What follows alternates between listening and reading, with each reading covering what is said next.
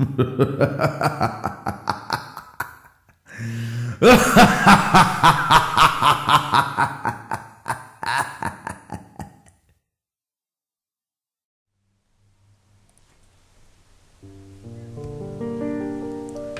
5 years ago, I lived downtown in a major city in the US.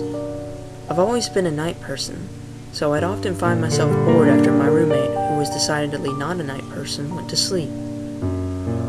To pass the time, I used to go on long walks and spend the time thinking. I spent 4 years like that, walking alone at night, and never once had a reason to feel afraid. I always used to joke with my roommate that even the drug dealers in the city were polite. But all of that changed in just a few minutes of one evening. It was a Wednesday, somewhere between 1 and 2 in the morning. I was walking near a police-patrolled park quite a ways from my apartment.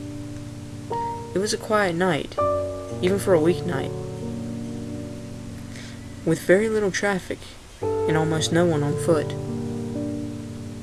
The park, as it was most nights, was completely empty. I turned down a short side street in order to look back to my apartment when I first noticed him. At the far end of the street, on my side, was a silhouette of a man dancing. It was a strange dance, similar to a waltz, but he finished each box with an odd forward stride. I guess you could say he was dance walking, headed straight for me. Deciding he was probably drunk, I stepped as close as I could to the road to give him the majority of the sidewalk to pass me by. The closer he got, the more I realized how gracefully he was moving. He was very tall and lanky, and was wearing an old suit. He danced closer still, until I made out his face. His eyes were open wide and wild, head tilted back slightly, looking off at the sky. His mouth was formed into a painfully wide cartoon of a smile. Between the eyes and the smile, I decided to cross the street before he danced any closer.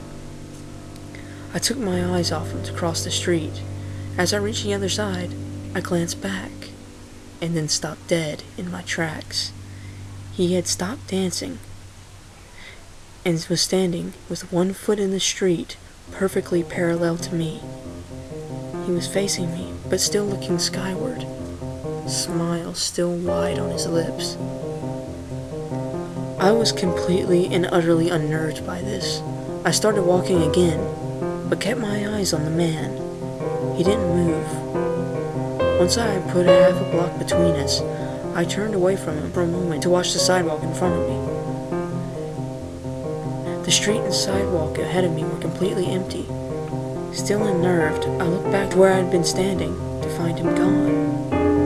For the briefest of moments, I felt relieved, until I noticed him. He had crossed the street and was now slightly crouched down. I couldn't tell for sure due to the distance and the shadows, but I was certain he was facing me. I looked away from him for no more than 10 seconds, so it was clear that he had moved fast. I was so shocked that I stood there for some time, staring at him. And then he started moving towards me again.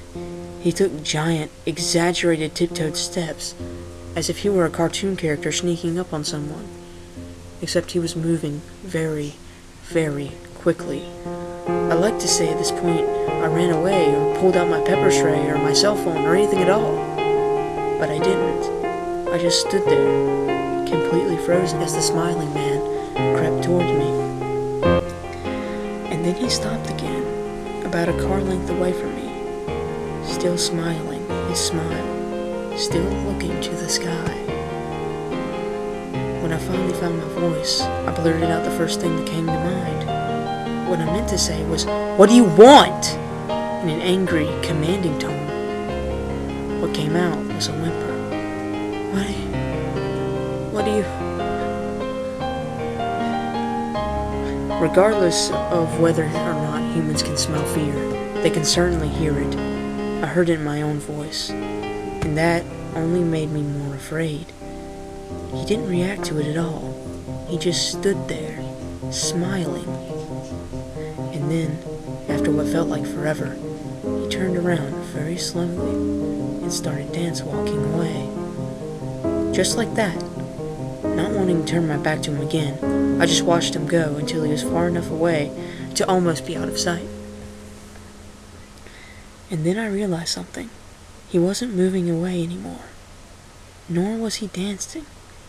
I watched in horror as the distant shape of him grew larger and larger. He was coming back my way, and this time he was running. I ran too. I ran until I was off the side of the road and back onto a better lit road with sparse traffic. Looking behind me then, he was nowhere to be found. The rest of the way home, I kept glancing over my shoulder, always expecting to see his stupid smile. But he was never there. I lived in that city 6 months after that night, and I never went out for another walk. There was something about his face that always haunted me. He didn't look drunk. He didn't look high. He looked completely and utterly insane. And that is a very, very scary thing to see.